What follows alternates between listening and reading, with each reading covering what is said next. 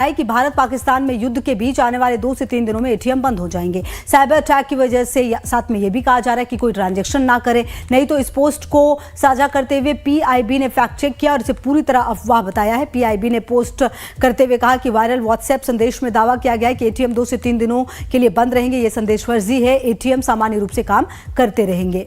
तो देखिए, जो प्रोपेगेंडा है वो फैलाने की कोशिश की जा रही है और लगातार देखिए लाइव टाइम्स भी आपसे यही अपील करता है कि आप इस तरह की अफवाहों पर बिल्कुल ध्यान ना दें, क्योंकि देखिए अफवाह जो होती है वो कहीं ना कहीं एक तरह से परेशान करती है और आपको सच्चाई से दूर करती है। इसी बीच आपको बता दें, सोशल मीडिया पर एक तस्वीर शेयर करते हुए दावा किया जा रहा है कि जम्मू कश्मीर में एयरबेस पर पाकिस्तान की ओर से मल्टीपल हमला किया गया है। पीआईबी ने तस्वीरों का फैक्ट चेक करते हुए इसे फेक बताया है। ये काबुल एयरपोर्ट पर हुए विस्फोट की तस्वीरें हैं। पीआईबी ने फैक्ट चेक में बताया, भारत में जम्मू एयरबेस पर कई विस्फोटकों के झूठे दावे किए गए। ये तस्वीर अगस्त 2021 की है, जब काबुल एयरपोर्ट पर विस्फोट हुआ था। इस पुरानी खबर के लिंक को भी पीआईबी की तरफ से साझा किया गया। पीआईबी ने कहा, ऐसी गलत सूचना के झांसे में ना आए, शेयर करने से पहले पुष्टि जरूर करें। तो आप देख लीजिए कि इस तरह के वायरल जो वीडियोस हैं वो काफ़ी ज़्यादा वायरल हो रहे हैं। और सोशल मीडिया पर एक और वीडियो को साझा करते हुए ये दावा किया जा रहा है कि गुजरात के हजीरा पोर्ट पर पाकिस्तान की ओर से अटैक किया गया, जिससे पोर्ट में काफ़ी नुकसान हुआ। प्रेस इंफॉर्मेशन ब्यूरो ने इस वीडियो का फैक्ट चेक करके वीडियो पर खुलासा किया। ये वीडियो तेज टैंकर विस्फोट से जुड़ी हुई है, तेल टैंकर विस्फोट से, जो 7 जुलाई 2021 में की गई थी। पीआईबी ने वीडियो ना शेयर करने की भी अपील की है।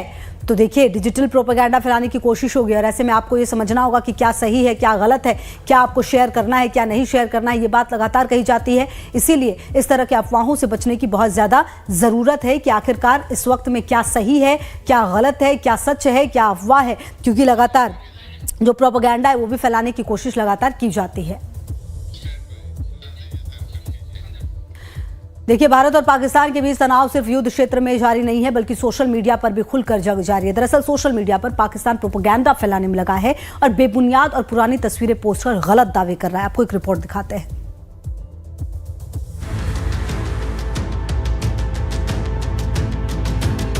भारत पाकिस्तान में तनाव के साथ एक और जंग चल रही है, रणभूमि में नहीं, सोशल मीडिया पर।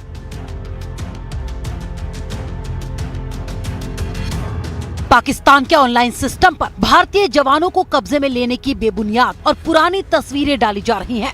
भारतीय अधिकारी इन्हें गलत बयानी बता रहे हैं और इनकी सच्चाई सबके सामने ला रहे हैं।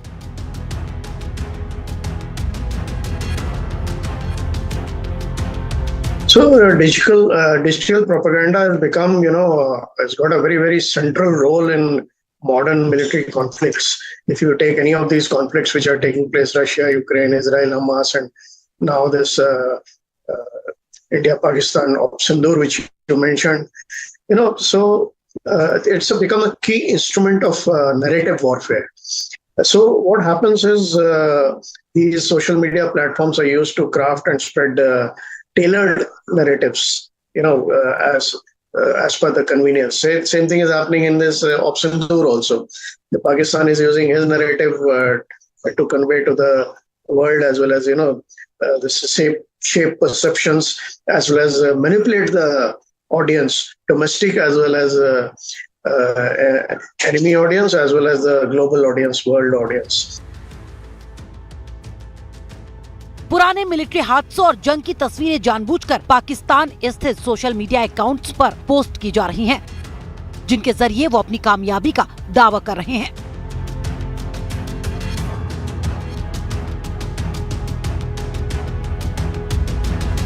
मिसाल के तौर पर पाकिस्तान के बहावलपुर के पास एक राफेल जेट को मार गिराने का दावा किया गया।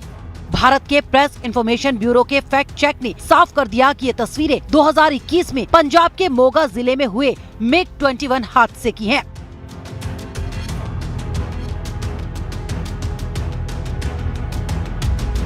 दूसरे पोस्ट में फरवरी 2025 में ग्वालियर के पास एक प्रशिक्षण मिराज 2000 विमान हादसे का वीडियो डाला गया। बताया गया कि इसे पाकिस्तान की सेना ने मौजूदा तनाव के दौरान मार गिराया है।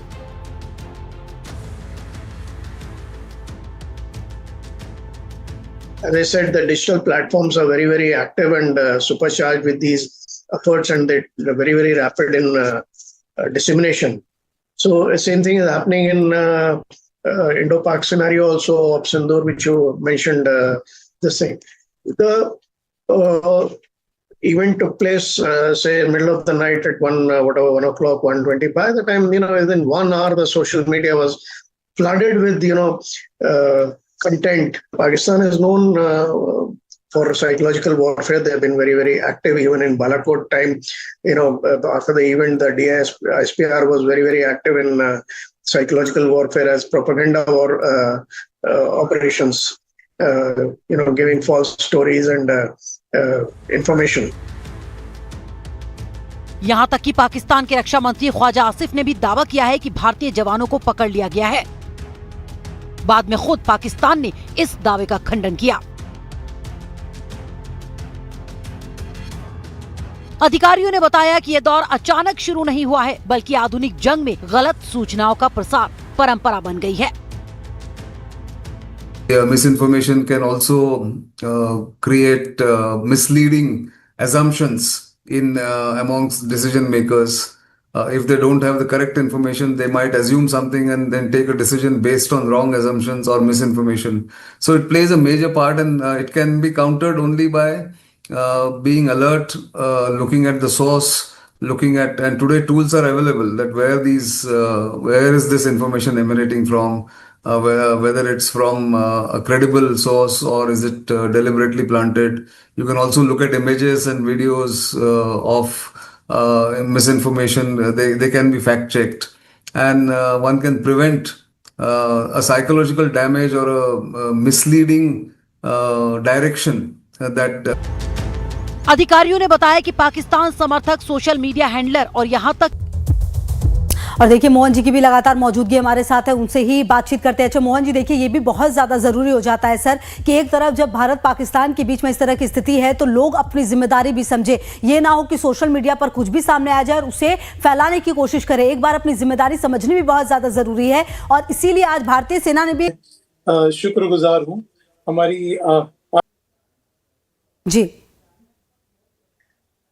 तो इसमें बिल्कुल हमारी जैसे सिर्फ जितनी जिम्मेदारी सेना की है, जो काम सेना का है वो अपना काम ठीक तरीके से कर रहे हैं, उतनी जिम्मेदारी हमारे पॉलिटिशियंस की है और उतनी ही जिम्मेदारी हमारे आम नागरिक की, हर शहरी की वो जिम्मेदारी है कि वो जो काम भी उनको मिला है वही, मेरे ख्याल से मुख्यमंत्री योगीनाथ जी भी कह रहे हैं कि जो भी हमको हमारे अपना अपना काम हर आदमी को बखूबी निभाना है।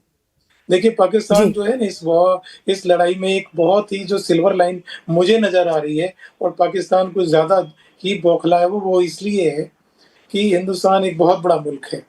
पाकिस्तानी लोगों ने, पाकिस्तानी जो हुक्मरान है, उन्होंने कभी नहीं सोचा था कि इंडिया के अंदर जो है मिलिट्री कोऑर्डिनेशन इतना अच्छा हो सकता है, हमारी तीनों फोर्सेस का कोऑर्डिनेशन इतना अच्छा हो सकता है कि वो एक ही टाइम में 23 मिनट के अंदर पूरे पाकिस्तान के ऊपर अटैक कर सकते हैं।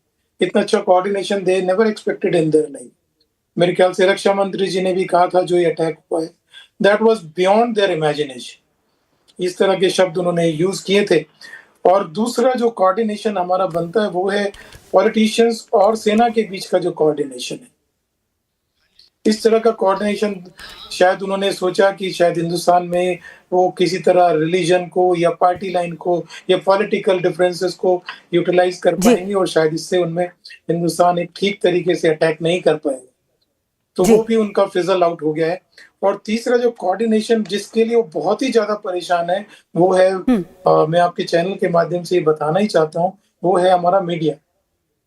हमारा मीडिया जिस तरह से एकजुट होके पूरी तरह से सेना के पीछे खड़ा हुआ है, या जो हमारा कोऑर्डिनेटेड एफर्ट है पॉलिटिकल और मिलिट्री लीडरशिप के बीच में, उसके पीछे जो हमारा मीडिया का रोल है बिल्कुल सर, वो इतना इम्पोर्टेंट है और उसको वो इतना बखूबी से निभा रहे हैं कि वे छोटी से छोटी मिस इन्फॉर्मेशन को वो लीक ही नहीं, वो पास ऑन नहीं होने देना चाह रहे हैं जी। और सबसे मजे की बात है, सबसे अच्छी बात, सिल्वर लाइन है कि हमारी जो लोग हैं, हमारी जमहूरियत है, जो हमारा आवाम है, बिल्कुल सर, सभी साथ में हैं और यही बड़ी वजह है कि आज देश और देश की सेना इतनी मजबूत नजर आती है। बहुत शुक्रिया सर आपका हमारे साथ जुड़ने